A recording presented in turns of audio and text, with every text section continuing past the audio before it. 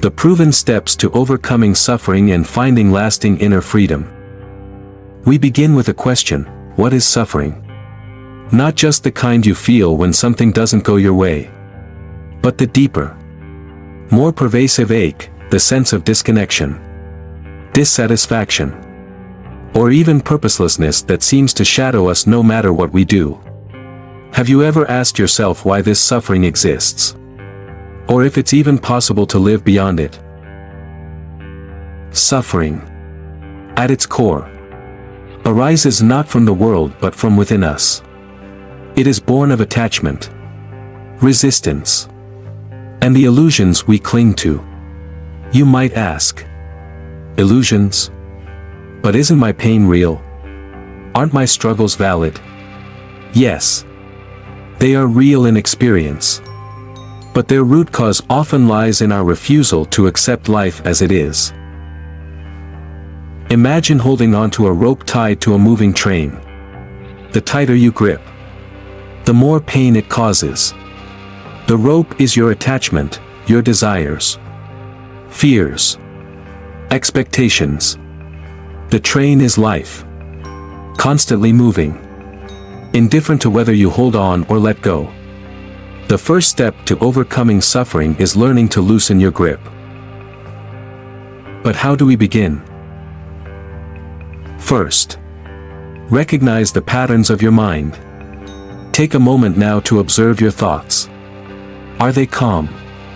Or are they racing? Do they linger on worries about the future? Regrets about the past? This constant noise is the breeding ground of suffering.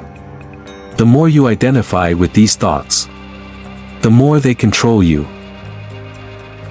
Here's a practice: whenever a painful thought arises, pause and ask yourself, is this thought serving me? Or am I serving it? By questioning your thoughts, you create space between you and the mind's chatter. Let me share a story with you. A man once approached the Buddha, distraught over the loss of his loved ones. He asked, "Why must I suffer so much?" The Buddha replied, "Imagine being struck by an arrow. Now imagine being struck by a second arrow in the same spot. The first arrow is life, it brings unavoidable pain. The second arrow is your reaction, the story you tell yourself, the resistance you create." This leads us to the second step: acceptance. Acceptance is not resignation, it is the willingness to see life as it is, without judgment or resistance. Think of water flowing around a rock in its path. The water does not argue with the rock, nor does it stop flowing. It simply moves, adapting to what is. Can you, in this moment, accept the things you cannot change? As we embrace acceptance, a profound shift occurs. The mind quiets, and we begin to glimpse a truth often hidden: suffering is not something we must endure, it is something we can transcend. Now, let me ask you this: if suffering could teach you the secret to freedom, would you be willing to face it? The next part will take us deeper into the journey of transforming suffering into wisdom and discovering the essence of lasting inner freedom. The art of letting go and the freedom of the present moment. Imagine holding a burning coal in your hand. The pain is excruciating, yet you refuse to let go. This is what happens when we cling to anger, fear, or attachment. The act of holding on causes suffering, not the coal itself. Why, then, is it so hard to release it? We often mistake our attachments for our identity. I am my career. I am my relationships, or even, I am my pain. Letting go feels like losing a piece of ourselves. But ask yourself this: if you lose what you are clinging to, do you truly lose yourself? Or do you find a deeper part of you that has always been free? To let go is an art, a practice of surrender. Not to give up, but to give in to life's flow. You cannot hold water in a clenched fist, you can only cradle it in an open palm. Similarly, life flows more freely when we stop trying to control every outcome. Now, consider the present moment. This is the only moment that truly exists. Yet, how often are you fully here? The mind has a tendency to wander, reliving old wounds, fearing future challenges. But in doing so, it misses the simplicity and peace of now. Try this, take a deep breath. Feel the air entering your lungs. The subtle rhythm of life itself. Notice the sensations in your body. The sounds around you. This is presence, a state where suffering cannot take root because suffering relies on the mind's stories about the past or future. The poet Rumi said, "Try not to resist the changes that come your way. Instead, let life live through you.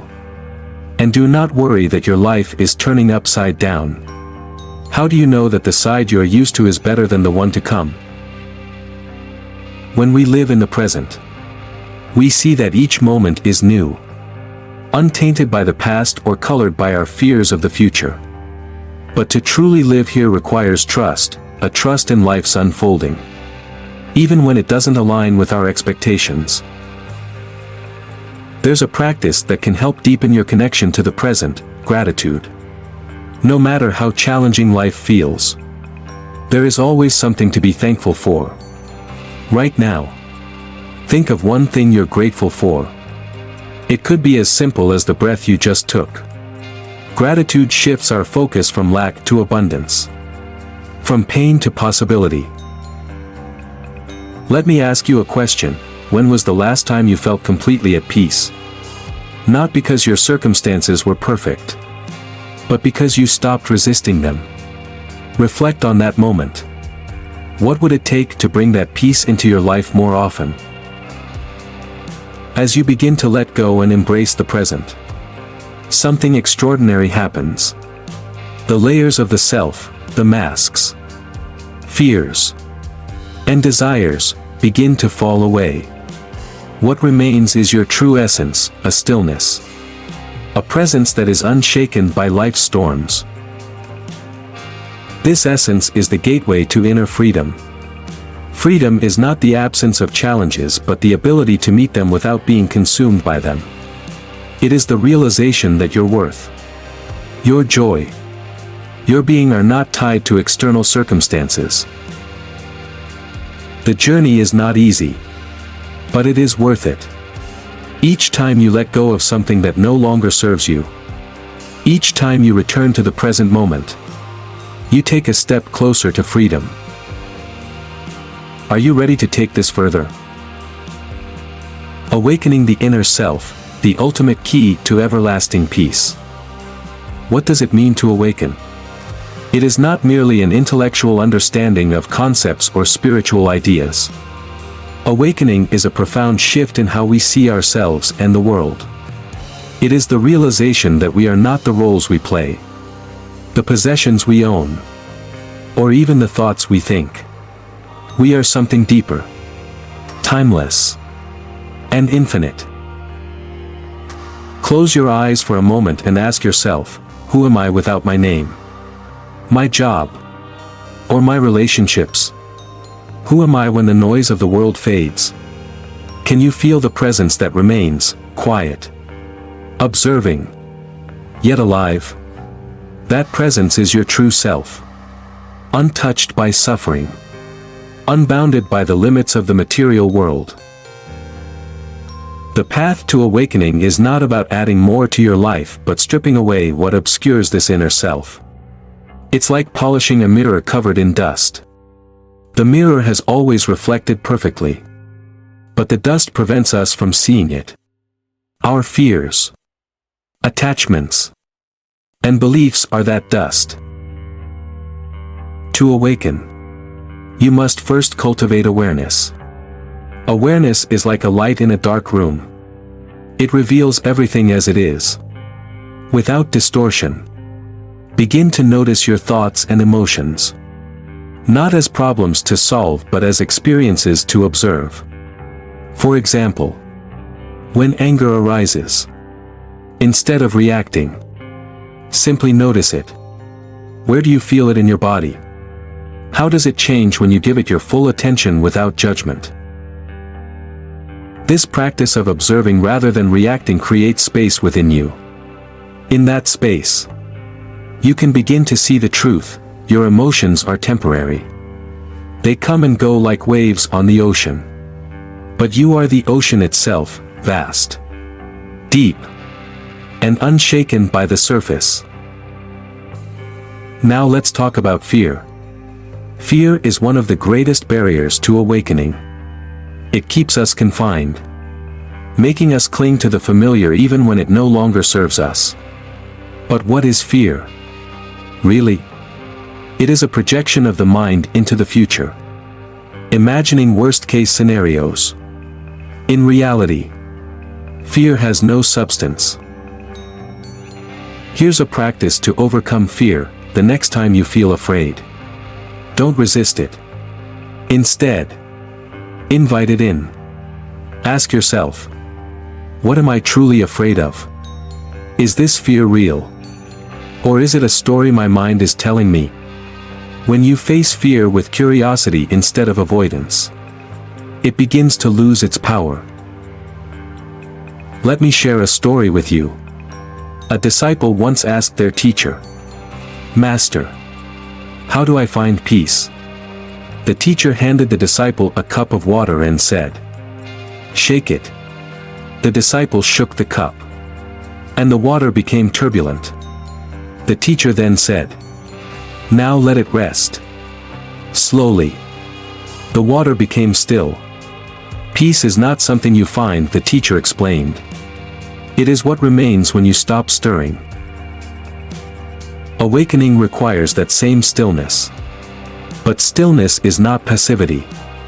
It is an active engagement with life, free from the distortions of ego and fear. It is meeting each moment fully, with an open heart and a quiet mind. As you awaken, you may find that your sense of identity begins to shift. You are no longer defined by your successes or failures, your possessions or your relationships. Instead, you begin to see yourself in everything and everyone. The separation between you and others dissolves. This is the essence of compassion, realizing that the pain and joy of others are not separate from your own. Here's a question to ponder: if you could see every person you meet as a reflection of yourself, how would your life change? What would happen to your anger, your judgments, your fears? Awakening is not the end of the journey but the beginning of a new way of being. It is living with the awareness that life is a gift, even in its challenges. It is knowing that true freedom comes not from avoiding suffering but from embracing it as a teacher. You have within you everything you need to awaken. The path is not about becoming something else but about remembering who you truly are. And so, I leave you with one final thought: the key to lasting inner freedom is already in your hands. All you need to do is turn it, open the door, and step through. The question is, are you ready to take that step?